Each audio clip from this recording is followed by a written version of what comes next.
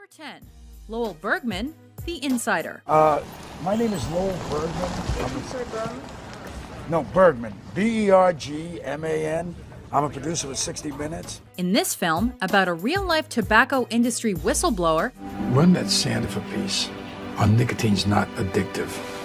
Pacino plays the CBS News producer responsible for helping Russell Crowe's character publicize the industry's nasty little secret. This guy is the ultimate insider.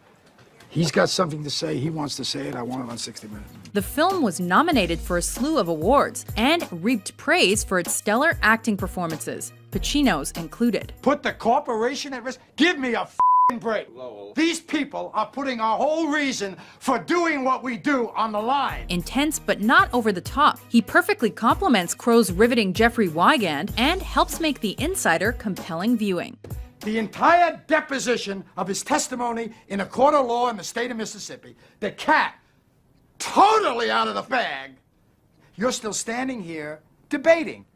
Don, what the hell else do you need? Number 9. Will Dormer, Insomnia. Dormer here. This Christopher Nolan psychological thriller follows a pair of LAPD's finest as they travel to an eternally sunlit town in Alaska to investigate a homicide. He didn't panic, didn't chop her up or burn her beyond recognition. He just thought about what we would be looking for. Things go south when Detective Will Dormer accidentally shoots his partner and attempts to cover it up. He's gone, Trish. He's dead. Pacino doesn't only deliver a profound portrayal of the ensuing guilt and accompanying insomnia, but he's also forced to deal with a surprisingly creepy Robin Williams, who spends much of the film screwing with his character's head. You shot your partner, and you lied about it, Will. To them, you're a liar and you're a killer. Number 8. Frank Serpico, Serpico. Based on real-life cop Frank Serpico, this crime flick has Pacino playing an honest cop who attempts to single-handedly uncover the corruption in the NYPD. Unfair. Even though his life is constantly threatened and his colleagues turn against him, it seems he'll do just about anything to triumph over evil, even wearing a ton of fancy hats. I like that, son. Pacino is so enthralling in the role that he won a Golden Globe and earned an Oscar nod. If I could work alone, that's the thing. See, if I could just get work alone, but they don't like that. See, they don't want that. They want to suck you in. Number 7. Lefty Ruggiero, Donnie Brasco. Anybody ask anybody about Lefty from Mulberry Street? Huh? You pissing up the wrong fucking tree. Sliding to the complete opposite end of the spectrum with Donnie Brasco, Pacino plays the old-timer mafioso who befriends undercover FBI agent Joe Pistone, otherwise known as Donnie Brasco. Wait till you taste this cocoa, man. It'll melt in your mouth like Holy Communion. What the is it? My neck. Duty and friendship butt heads when Brasco realizes that if he comes clean to the mafia, he'll put Lefty's life in danger. Don't tell him nothing, Donnie! Donnie! Don't say nothing to him, you all right? You, it's not You're over. all right, Donnie? I'm not coming out. There'll be a mouthpiece here 24 hours, Don. Hey, Donnie, you're all right? Not only does his chemistry with the younger Johnny Depp completely shine through, but Pacino's take on the real-life gangster is also original and authentic. In our thing, you get sent for, you go in alive, you come out dead, and it's your best friend that does it. Number 6. Vincent Hanna, Heat. Why'd I get mixed up with that bitch? Because she got a great ass. And you got your head all the way up it.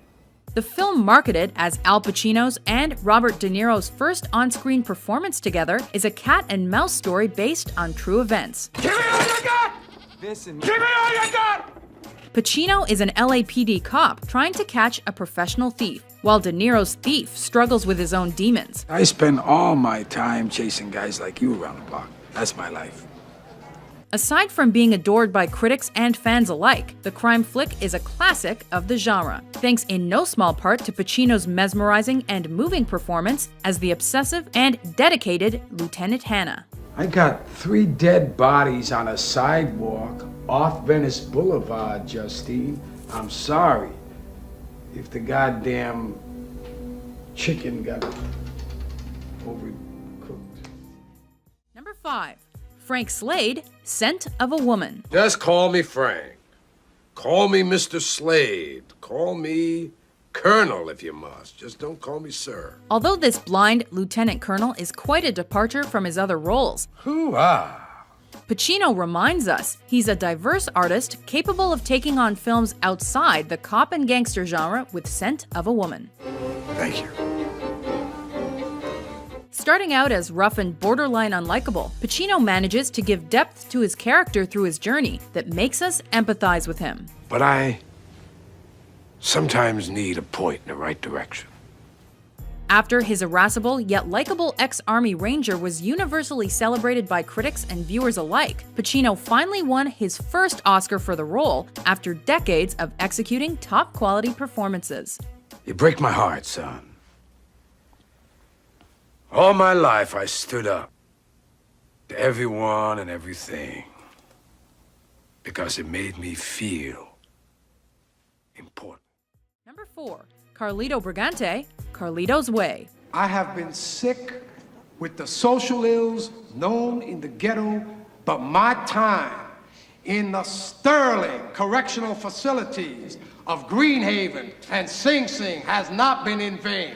I've been cured. Before we start wondering why Pacino is in so many mobster movies, let's not forget he also happens to play a pretty awesome thug. I've been clean since I got up. I haven't made one fucking move. Who told him? I don't know. Who told him I don't that? know, man. I swear to God, I don't know. I wouldn't have...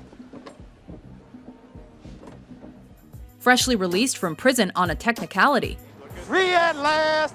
Thank God Almighty, I'm free at last. Carlito takes a solemn oath to live an honest life with his ballerina girlfriend.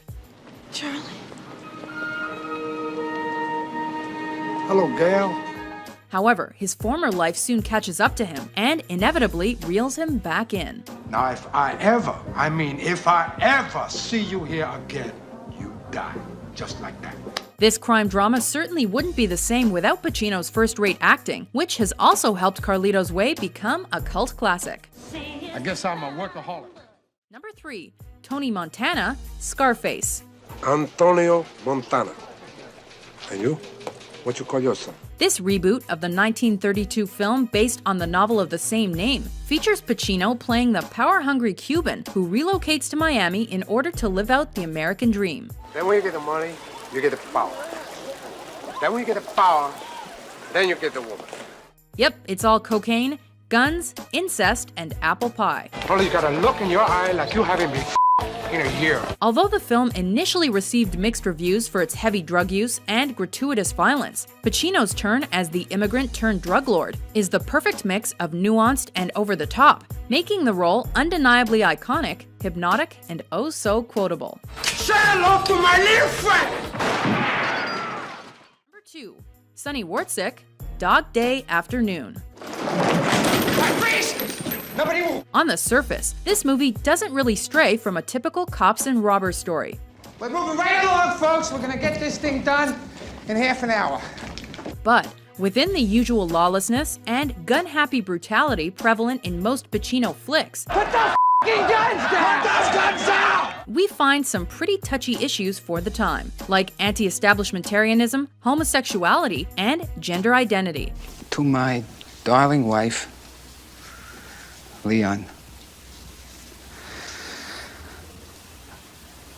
whom I love more than any man has loved another man. Pacino plays an unlucky man who tries to rob a bank to pay for his pre-op wife's sex change. Right away, Sonny wanted to get me money for the sex change operation, but where was he gonna get it?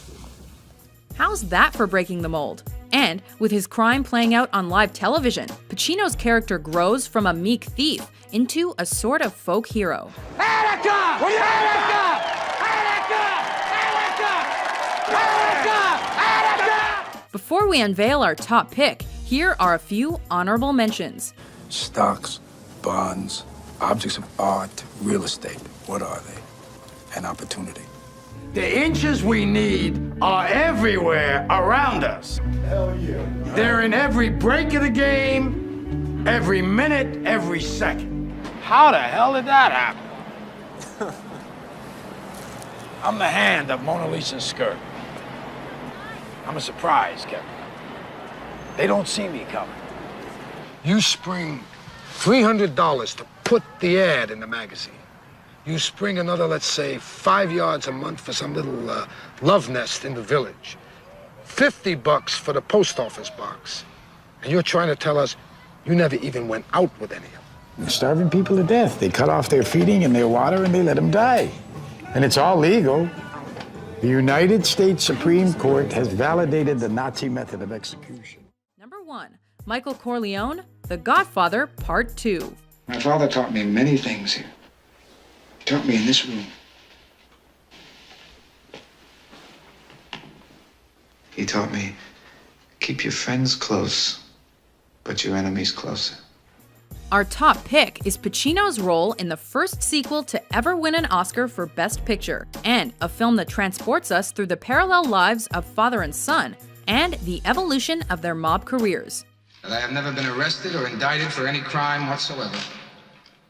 That no proof linking me to any criminal conspiracy, whether it is called Mafia or Cosa Nostra, or whatever other name you wish to give, has ever been made public. While he played Michael Corleone in the first and third films, it's Pacino's turn as Vito Corleone's reluctant successor turned merciless mob boss in Part 2 that's really the stuff of movie history. That's why at this moment you're the only one I can completely trust. Not only did it earn him an Oscar nomination, but more importantly, it solidified his place as one of the best actors in the business. I know it was you, Fredo. You broke my heart. You broke my heart.